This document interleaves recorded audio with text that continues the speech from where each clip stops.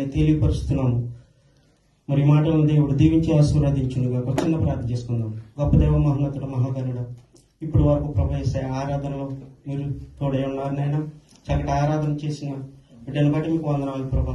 యేసయ్య ప్రభా, నేను నిలబడుతుండగా ప్రభు యేసయ్య నన్ను బోరుగా మాత్రమే వాడుకుని ప్రభు యేసయ్య విత్తబడిన వాక్కులు మరి సైతాన్ని ఎత్తుకోకుండా ప్రభు యేసయ్య మీ బిడ్డల హృదయాల్లో ప్రభు యేసయ్య ఫలించడానికి మీరు కృప చూపిస్తారని యేసయ్య అతి శ్రేష్టమైన నామమున అడిగి వేడుకొనుచున్నాం తండ్రి, ఆమేన్.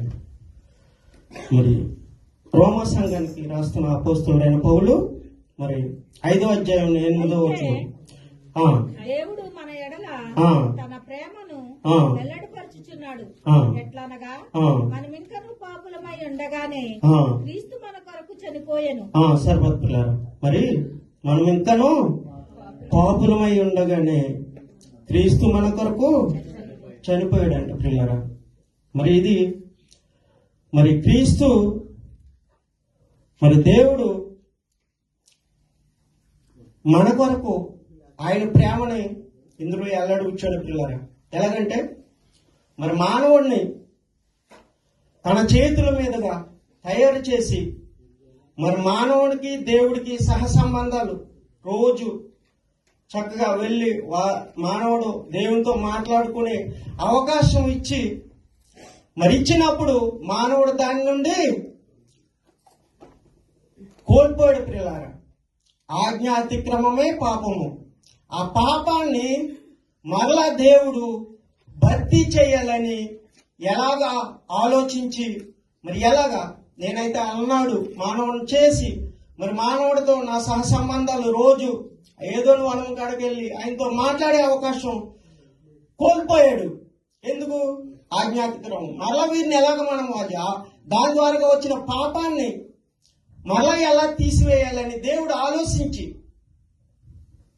మరి ఆయన కుమారుణ్ణి మరి పాపం వలన వచ్చి జీతం మరణం అయితే మరి పాప పరిహారార్థమైన బలులు చేస్తున్నారు. చిన్న చిన్న పాపాలు చేసి పాత నిబంధన గ్రంథంలో మరి కోడుల ద్వారాగా మరి గొర్రెల ద్వారాగా వాటి ద్వారాగా చేస్తుంటే అది అప్పటికప్పటికే సరిపోతుంది. కానీ దీన్ని పూర్తిగా మరి తీసివేయాలి వీరి నుండి అనేసి దేవుడు ఆలోచించి మరి పాపము చేయని వారిని ఆ పాప ప్రక్షాళన మరి చేయాలి.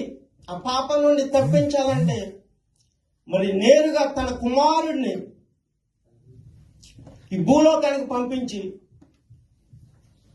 మరి తన కుమారుని రక్తం ద్వారాగా ఆయన ప్రాణం పెట్టి మన పాపాలని కడిగివేసి ఉన్నాడు ప్రియులారా. అదండి దేవుని ప్రేమ అంటే. మరి 6వ వచనం కూడా చూద్దామా. ఏలయనగా మనం ఇంకా బలహీనమై ఉండగా క్రీస్తు యుక్త కాలమున భక్తిహీనుల కొరకు చనిపోయాను. చూసారా, మరి ఏలయనగా మనం ఇంకను బలహీనమై ఉండగా యుక్త కాలమున భక్తిహీనుల కొరకు చనిపోయాడు అంటే పిల్లరా. అలాగే 5 మొదటి వచనం కూడా చూద్దామా. కాబట్టి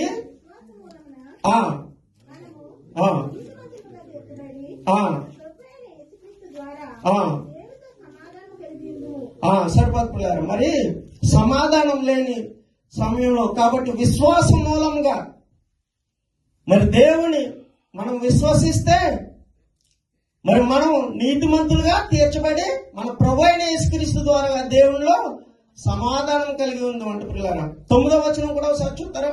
కాబట్టి ఆయన రక్తము వలన ఇప్పుడు నీతిమంతులుగా తీర్చబడి మరింత నిశ్చయముగా ఆయన ద్వారా ఉగ్రత నుండి రక్షింపబడదుము. చూసారు పిల్లలు. కాబట్టి మన రక్తము వలన ఆయన రక్తము వలన ఇప్పుడు నీతిమంతులుగా తీర్చబడి మరింత నిశ్చయముగా ఆయన ద్వారా ఉగ్రత నుండి రక్షింపబడదు పిల్లరా. చూసారా పిల్లరా. మరి మనకి మన పాపాల నుండి మరి మనము రక్షించబడాలంటే రక్తము వలన ఆయన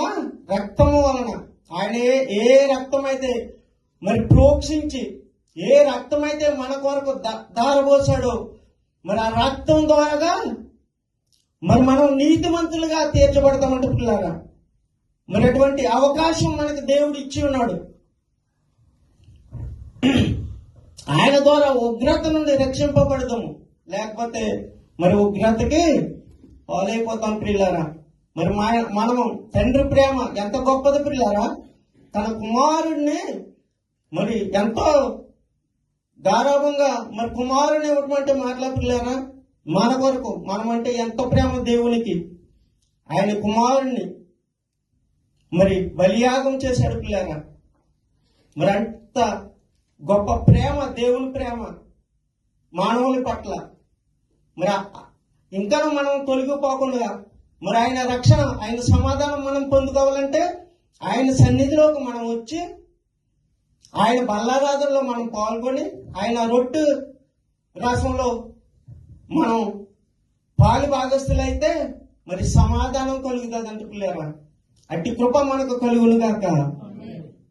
మరి అలాగే 1 కొరింథీ 13:2 ఒకసారి చూస్తారు.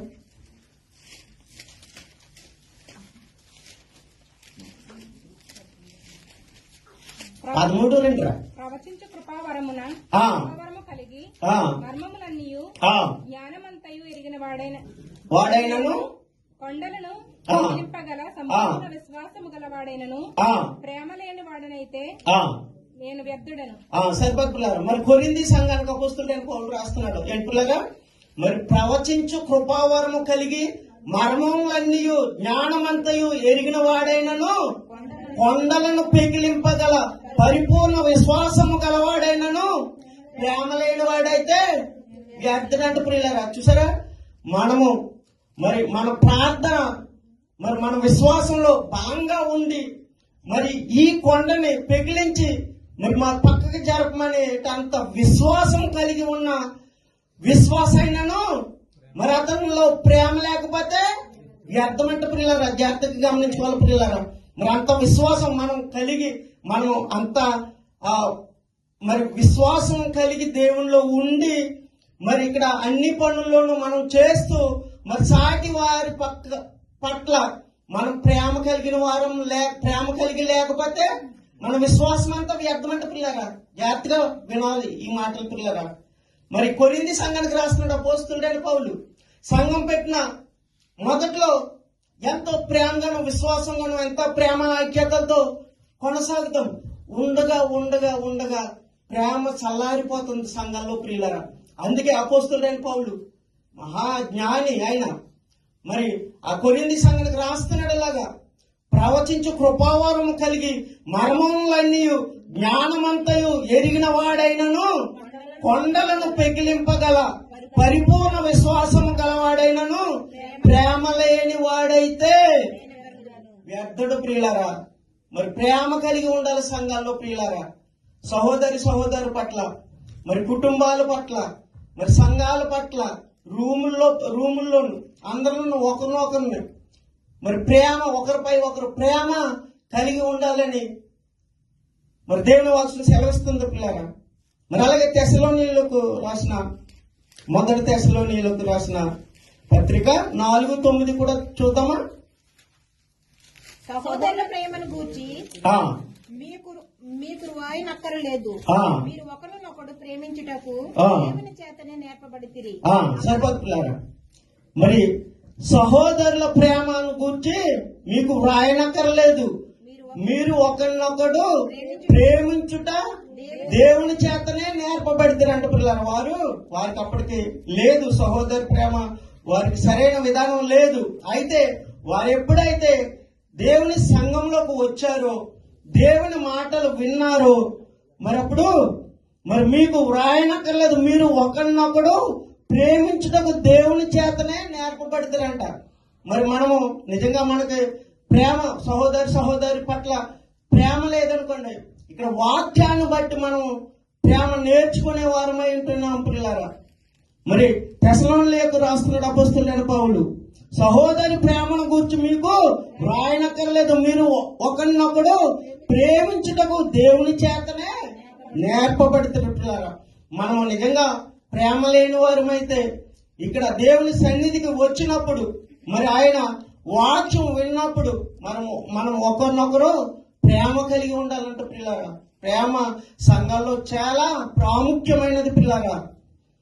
మరి యోహాను సువార్త 3:16 చూద్దామా. లోకంలో కాగా ఆయన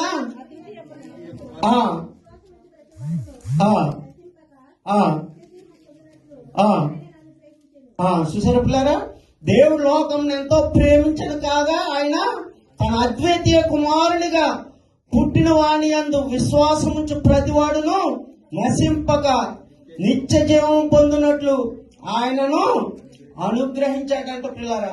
మరి ఆయన మన కొరకు మనం మన పాపాల చేత మరి దారి తప్పిపోయినప్పుడు ఆయన వచ్చాడు పిల్లరా. మరి వచ్చిన ఆయన ద్వారాగా మనము మరి అద్వితీయ కుమారుని పుట్టిన వాణి అందు విశ్వాసం ఉంచి ప్రతివాడును నశింపగా. విశ్వాసం ఉంచితే నశించిపోడంట పిల్లరా. మన విశ్వాసం లేకపోతే కంపల్సరీ నశించిపోతాం. మనకు గోల్ ఉన్నది. మరి మనము పరలోక రాజ్యంలోకి వెళ్ళటానికి ఒక గోల్ ఉన్నది. అది ఆయన వచ్చి ఆయన నేర్పించిన మార్గాలన్నిటిలోనూ మనం నీతి తప్పుకోకుండా ఉంటే మనకొక దీని తర్వాత ఒక బ్రతుకున్నది పిల్లలు మనకి. మరి శరీరం అయితే మట్టిలో కలిసిపోతుంది, కానీ ఆత్మ అయితే తన మరి తయారు చేసిన దేవుని దగ్గరికి వెళ్తుంది. అక్కడే మనకి పరీక్ష ఉన్నది పిల్లరా. మరి నీవు అందులో పాస్ అవుతావా ఫెయిల్ అవుతావా అనేది ఇక్కడ 70 సంవత్సరాలు బ్రతుకుతావా, 60 సంవత్సరాలు బ్రతుకుతావా, 80 సంవత్సరాలు బ్రతుకుతావా, 100 సంవత్సరాలు బ్రతుకుతావా, ఈ బ్రతుకులోనే ఉన్నది మనకి ఏంటనేది. నరకమా పరలోకమా. మరి ఆయన వచ్చి ఆయన మన పాపాలన్నీ ఆయన భుజం మీద వేసుకుని మరి పాప పరిహారం చేసిన ఆ దేవుని కొరకు మనం బ్రతకాలని ప్రేమపూర్వకంగా మీకు తెలియచేస్తున్నాను. మరి అలాగే నిర్గమాకాండము 26 చూద్దాము.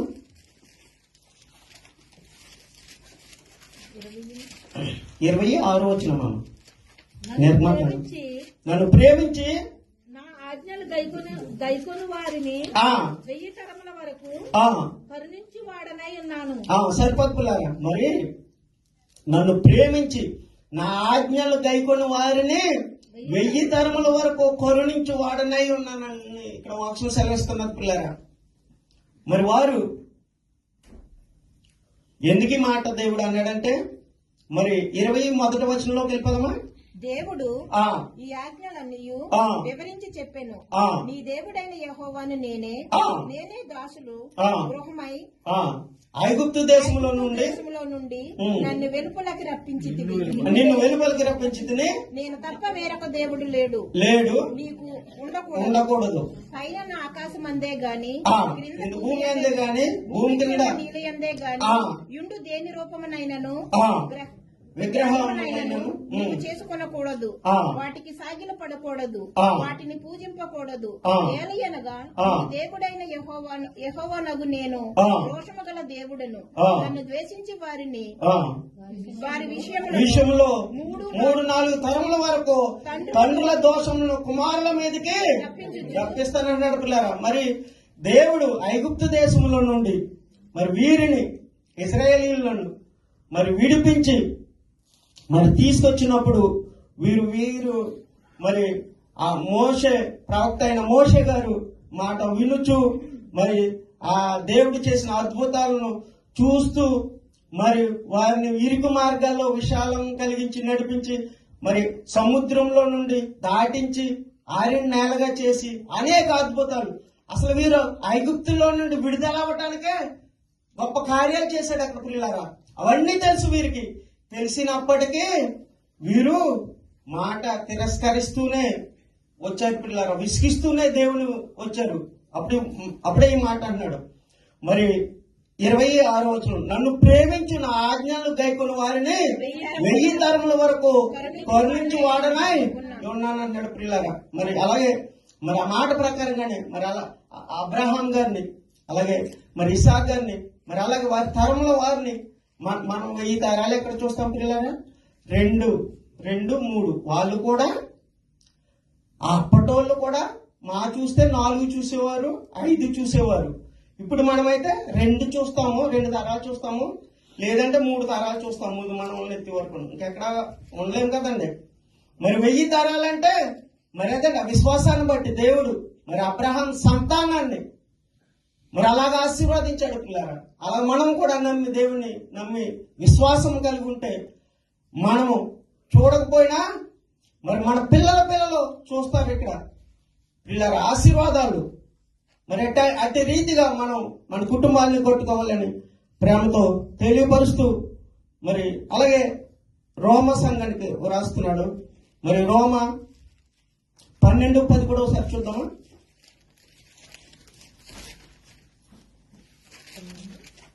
సహోదరుల ప్రేమ విషయంలో ఒకని యందునొకడు అనురాగము వలన వారై అనురాగము గలవారై ఘనత విషయంలో ఒకరినొకడు గొప్పగా ఎంచుకొనుడి. సుసర్పులైన సహోదరి ప్రేమ విషయంలో ఒకని యందు ఒకడు అనురాగముల వారై మరి ఘనత విషయంలో కూడా ఒకరినొకడు గొప్పగా ఎంచుకోమని ఇక్కడ వాక్యం సెలవిస్తున్నారు పిల్లరా. మరి గొప్ప ఇప్పుడు ఎవరికి వారమే గొప్ప అనుకుంటాం కానీ పక్క సహోదరుడు ఎదగటానికి మనము ఇష్టపడము. మరి ఇక్కడ అదే వాక్యం సెలవిస్తున్నది. సహోదర ప్రేమ విషయంలో ఒకరి యందు ఒకడు అనురాగాలు గలవారై ఘనత విషయంలో కూడా ఒకరినొకడు గొప్పగా ఎంచుకోమని ఇక్కడ వాక్యం సెలవిస్తున్నారు పిల్లరా. మనం ఎవరైనా మరి బిడ్డలు ఎదుగుతుంటే మరి వారి వెదుగుదలకు మనం అడ్డు వేసే వారంగా మనం ఉండకూడదు పిల్లరా. మనతో పాలంగా వారు ఎదుగుతుంటే సమానంగా ఘనత వారికి కూడా వస్తుంటే మనం కూడా సంతోషించాలి కానీ మరి బాధపడకూడదని ఇక్కడ వాక్యం సెలవిస్తున్నారు పిల్లరా. అటు రీతిగా మన సంఘాన్ని కట్టుకోవాలని ప్రేమపూర్వకంగా మీకు తెలియపరుస్తున్నాను పిల్లరా. మరి పక్కవారిని ప్రేమిద్దాం, పక్కవారి ఘనత కొరకు కూడా మనం ప్రోత్సహిద్దాం. అలాగే 13:8 కూడా ఒకసారి చూద్దాం. క్షమించండి, 12:9 మీ ప్రేమ నిష్కపటమైనదై ఉండవలను, చెడ్డదాన్ని అసహించుకొని మంచిదానిని హద్దుకొని యుండి. చూసారు పిల్లలు, మన ప్రేమ ఎలా ఉండాలంటే నిష్కపటమై కపటం లేనిదై ఉండాలి. చెడ్డదాన్ని అసహించుకొని మంచిదాన్ని హత్తుకోవాలి. అంటే మంచి చెడ్డ కూడా ఉంటుందా? మంచి చెడ్డ కూడా ఉంటుందంటే ఉంటుందండి. ఎలాగంటే మరి యాకోబు యాషావు, మరి యాషావు ఏటకెళ్ళాడు, యాకోబు ఏమో ఇంటికాడ ఉన్నాడు. మరి యాసావుకి ఏమి దొరకలేదండి ఏటకెళ్ళినప్పుడు. అయితే మంచి ఆకలితో వచ్చాడని, మంచి ఆకలితో వచ్చేటప్పటికి చిక్కుడుకాయల కూర ఎర్రగా వండి చక్కగా కొత్తలు ఆడించుతున్నాడు పొయ్యి మీద. యాసావుకి ఆ కూరను చూసి ఆకలి అయింది పిల్లరా. ఆకలి ఆయనకి ఏం దొరకలేదు ఏట. తమ్ముడు నాకు కొంచెం కూర పెట్టు, నాకు ఆకలి అవుతుంది అన్నాడు. కపట హృదయం కలిగిన యాకోబు ఏమన్నాడు పిల్లరా, నేను నీకు కూర పెట్టాలంటే నీ జ్యేష్ఠత్వాన్ని నాకు ఇచ్చేయమన్నాడు పిల్లరా. చూసారండి, మరి అటువంటి ప్రేమలు కూడా ఉంటాయి అన్నదమ్ముల మధ్య. మరి అటువంటి ప్రేమ మంచిది కాదు. మరి ఆ కపట ప్రేమ వలన మరి ఆయన రాహేలు గారి కొరకు మరి 7 సంవత్సరాలు మరి గొర్రెలు కాడ ఆయన గొర్రెలు కాస్తే గొలువు కాస్తే మరి మాంగారు మోసం చేశాడు పిల్లారా. మరి లేనిచ్చి పెళ్లి చేసేసి మా వంశంలో మరి చిన్నదానికి ముందు చేయము, పెద్దదానికి చేయకోకుండా అనేసి మోసం. ఇక్కడ అన్నను మోసం చేశాడు. ఆ పరిణామం అక్కడ పొందుకున్నట్టు పిల్లలు. మళ్ళా 14 సంవత్సరాలు రాహేలు కొరకు చేసి మరలా ఆయన మరి ఇక్కడికి రావటానికి, ఈ దేశం రావటానికి ఎన్ని శ్రమలు పడ్డాడు పిల్లారా. దేవునితో మరి పోరాడి మరి ఆఖరికి గెలిచాడు పిల్లారా. మరి లోకంలో ప్రేమ అటువంటి ప్రేమ అయితే నీ దేవుడు నా దేవుడు అటువంటి స్వార్థపూరితమైన ప్రేమ నిష్కపటమైన ప్రేమ ఆయన కాదు పిల్లలు, ఆయన కపటము లేని ప్రేమ, దేవుని ప్రేమ. అటువంటి ప్రేమ కలిగి ఉండాలని మరి తెలియపరుస్తూ, అలాగే 13:8 కూడా ఒకసారి చూద్దాం. ఒకరినొకడు ప్రేమించిన విషయంలో తప్ప మరేమీ ఎవరికి అచ్చుండవద్దు. పొరుగు వాణిని ప్రేమించువాడే ధర్మశాస్త్రము నెరవేర్చిన వాడు. మరి పొరుగు వారిని కూడా ప్రేమించమని వాక్సులు సెలవిస్తున్నారు పిల్లరా. మరి పొరుగు వారిని ప్రేమించే స్థితిలో మనం ఉన్నామా? మనం కుటుంబీకులను ఎవరైనా ప్రేమిస్తారు పిల్లరా. పుట్టిన బిడ్డలను ఎవరైనా ప్రేమిస్తారు. ఫ్యామిలీని ఎవరైనా ప్రేమిస్తారు. వాక్యం ఏం సెలవిస్తున్నది? పొరుగు వారిని ప్రేమించమని ఇక్కడ వాక్యం సెలవిస్తుంది. ఒకరినొకడు ప్రేమించే విషయంలో తప్ప మీరేమీ ఎవరికి అచ్చి ఉండొద్దు, అంటే అప్పు ఉండొద్దు. పొరుగు వాడిని ప్రేమించేవాడే ధర్మశాస్త్రం నెరవేర్చేవాడని పిల్లలు. అలాగా మనం పొరుగు వారిని ప్రేమించేవారిగా మనం ఉండాలని ఇక్కడ వాక్యం సెలవిస్తున్నది. అటు రీతిగా మన కుటుంబాలని, మన సంఘాలని కట్టుకోవాలని ప్రేమపూర్వకంగా తెలియపరుస్తున్నాను. తీతుకు రాసిన పత్రిక 3:4-5 వచనాలు చూద్దామా?